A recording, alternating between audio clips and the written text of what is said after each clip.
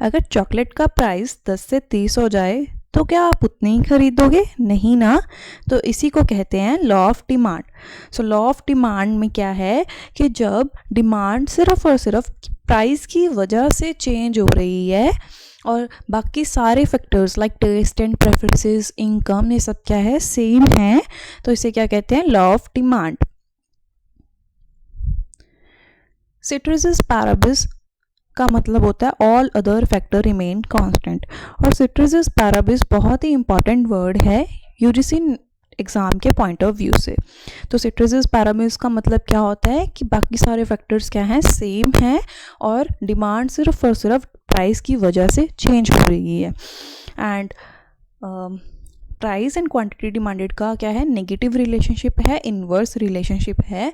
जब price increase करता है तो क्वांटिटी डिमांडेड डिक्रीज़ करता है, और जब प्राइस डिक्रीज़ करता है तो quantity demanded demand of a product increase होने लग जाती है। अब हम law of demand table and diagram की हेल्प से समझते हैं। सो प्राइस क्या हो रहा है, इंक्रीज़ हो रहा है फ्रॉम 10 to 20, 20 to 30, लेकिन वहीं क्वांटिटी डिमांडेड क्या हो रही है, डिक्रीज़ हो रही है 300 से 200, 200 से 100।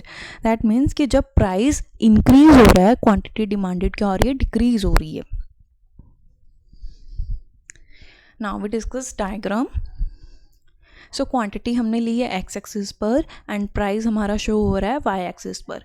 डी डी क्या है, डिमांड कर्व है जो क्या है, डाउनवर्ड स्लोप कर रही है, डाउनवर्ड है, नीचे की तरफ मूव कर रही है। क्यों कर रही है? Because there is a inverse और negative relationship between price and quantity demanded.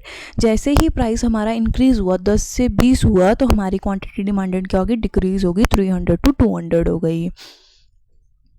तो इसे क्या कहते हैं, law of demand. That means there is a negative और inverse relationship between price and quantity demanded, but all other factor remain constant, that is Syterises paribus. If price increases, quantity demanded is decreases. If price decreases, quantity demanded is increases.